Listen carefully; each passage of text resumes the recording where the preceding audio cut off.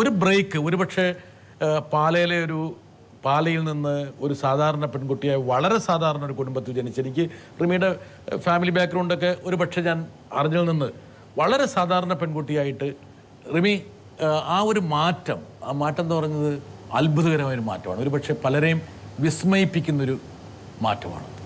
ആ മാറ്റമാണ് ഒരു പക്ഷേ റിമി ടോമിയെക്കുറിച്ച് ആൾക്കാർ സംസാരിക്കുമ്പോൾ അവരുടെ മനസ്സിലേക്ക് വരുന്ന ഏറ്റവും പ്രധാനപ്പെട്ട ഒരു പ്രതിഭാസം. എന്ന് വെച്ചാൽ ഡ്രസ്സിന്റെ കാര്യത്തിൽ മേക്ക് ഓവർ കഴിവ്, വെർസറ്റാലിറ്റി, സംസാരം, അങ്ങനെ എന്നെ എന്തെങ്കിലും ആക്കിയിട്ടുണ്ടെങ്കിൽ തീർച്ചയായിട്ടും ഇവർക്കൊക്കെയാണ് നന്ദി പറയേണ്ടത്, പ്രേക്ഷകർക്കാണ് നന്ദി പറയേണ്ടത്. നേരത്തെ സാറ് പറഞ്ഞു സാഹചര്യം കണ്ടാണോ?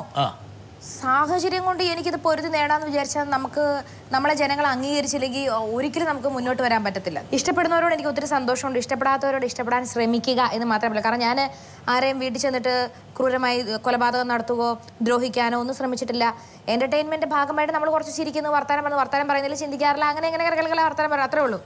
പക്ഷെ ഇത്രയും ജനങ്ങൾ നമ്മൾ എത്രയോ പാസ്പോർട്ട് തന്നെ എൻ്റെ കയ്യിൽ 10 പാസ്പോർട്ടുണ്ട്.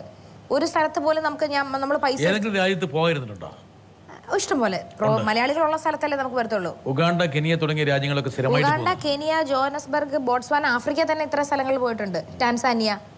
അപ്പോൾ ഒന്ന് ആലോചിച്ച് നോക്കി, എന്നെ പോലെ ഒരാൾക്ക്, ഒരു സാധാരണ കുടുംബത്തിൽ പിറന്ന ആൾക്ക് ഇത്രയും അനുഗ്രഹവും, പ്രത്യേകിച്ച് എന്നാൽ വലിയ ഭയങ്കര സൂപ്പർമാൻ്റെ കഴിവും കൊണ്ടൊന്നുമല്ല ഞാൻ വന്നേക്കുന്നത്. കലകലാന്ന് വർത്താനം പറയുക, പാട്ട് പാടുക, ഡാൻസ് ചെയ്യുക കുറച്ച്. അതും ഡാൻസ് ഒന്നും വലിയ പഠിച്ചിട്ടൊന്നുമില്ല, വരുന്ന പോലെ ആകുന്ന പോലെ അങ്ങ് ചെയ്യുക, അത്രേ ഉള്ളൂ.